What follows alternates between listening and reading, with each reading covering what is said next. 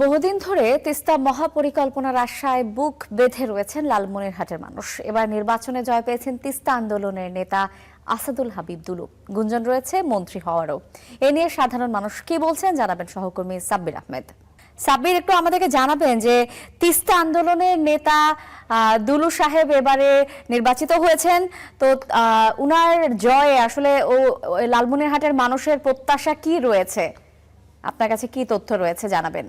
আপনাকে ধন্যবাদ। আসলে অধ্যক্ষ আসাদুল হাবিব দুলু লালমনিরহাটের তিস্তা আন্দোলনের সমন্বয়ক। তিনি দীর্ঘদিন থেকে তিস্তা নিয়ে আন্দোলন করে আসছেন। বিশেষ করে এই যে তিস্তা পাড়ের প্রায় 25 লক্ষ মানুষের বসবাস করেন। এই তিস্তা পাড়ের মানুষ দীর্ঘদিন থেকে বন্যা এবং খরায় উভয় সময়ে ব্যাপক ক্ষয়ক্ষতির মধ্যে পড়েন এবং এই ক্ষয়ক্ষতি নিয়ে অধ্যক্ষ আসাদুল হাবিব দুলু তিস্তায় প্রায় 24 ঘন্টা অবস্থানে একটি কর্মসূচি করেছেন এবং এরপরে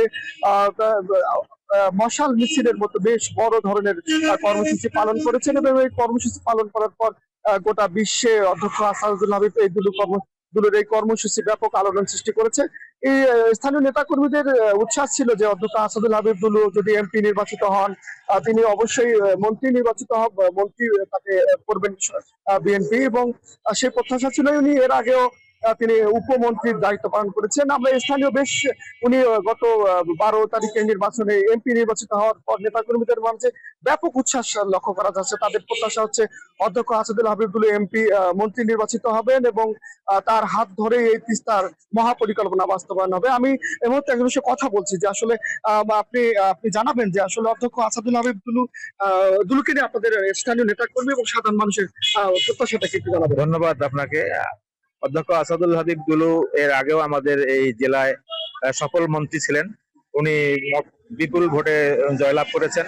আমরা আশা করি যে বিএনপি সরকার গঠন হলে জনাব তারেক রহমান সাহেব উনি ওনাকে একজন ক্যাবিনেট মন্ত্রী হিসাবে নিয়োগ করবেন।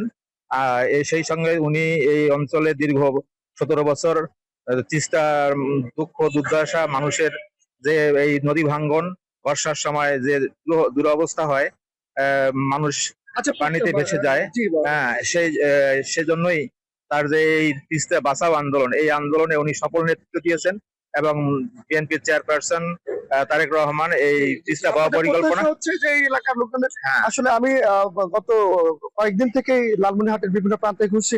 মানুষের একটাই প্রত্যাশা যে অধ্যক্ষ আসাদুল হাবিব দুলু এই বর্তমান যে সরকার গঠিত হবে সেই সরকারে ফুল ক্যাবিনেট মন্ত্রী হবেন এবং তার হাত ধরে তিস্তা মহাপরিকল্পনা বাস্তবায়ন হবে এবং তিস্তার মানুষের দুর্দশা থেকে তারা মুক্তি হবেন।